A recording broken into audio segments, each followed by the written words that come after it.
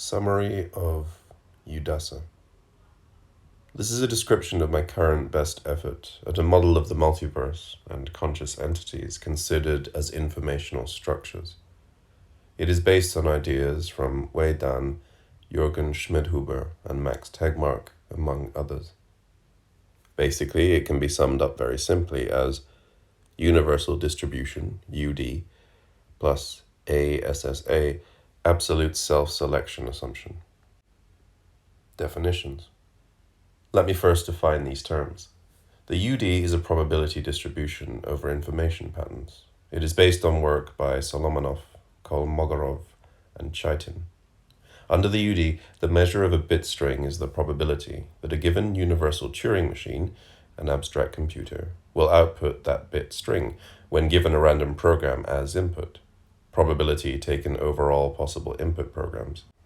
It is related to the concept of Kolmogorov complexity, Kc, defined as the length of the shortest program that outputs the given bit string.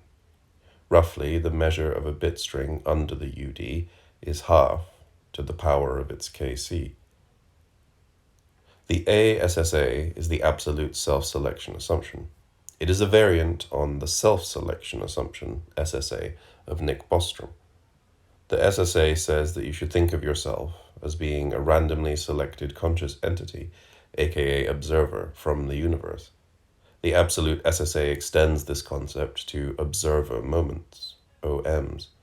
An observer moment is one moment of existence of an observer's consciousness. If we think of conscious experience as a process, the OM is created by dividing this process up into small units of time, such that no perceptible change occurs within that unit. The ASSA then says that you should think of the OM you are presently experiencing as being randomly selected from among all OMs in the universe. Traditional philosophy distinguished between ontology, the study of the nature of reality, and epistemology, which examines our relation to and understanding of the world.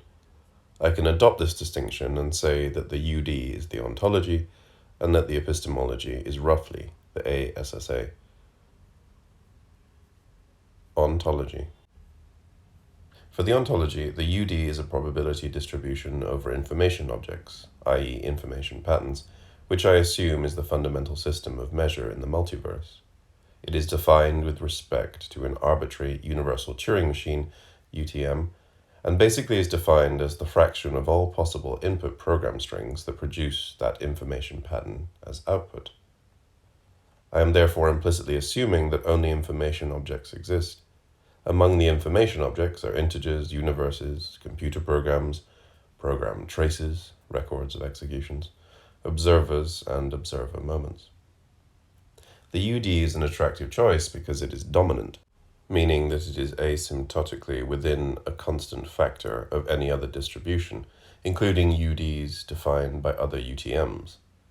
This is why it is called universal. It is often considered the default probability distribution when no information is available. This makes it a natural choice, perhaps the only natural choice, for a distribution over information objects. The UD defines a probability or measure for every information object. This is the basic ontology which I assume exists. It is the beginning and ending of my ontology. A few additional points are worth making. Time does not play a significant role in this model. An information object may or may not include a time element. Time is merely a type of relationship which can exist among the parts of the information object, just as space is another type. In relativity theory, time is different from space in the sign, positive, negative, by which its effects are made known on the metric. Among universes, some may have a time dimension, some may not. Some may have more than one dimension of time. Similarly, they could have different dimensions of space, or perhaps fractal dimensions.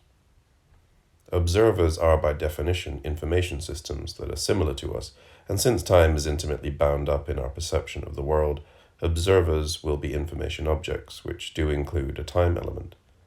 It is also worth noting that the UD measure is non-computable, however it can in practice be approximated, and that seems good enough for my purposes.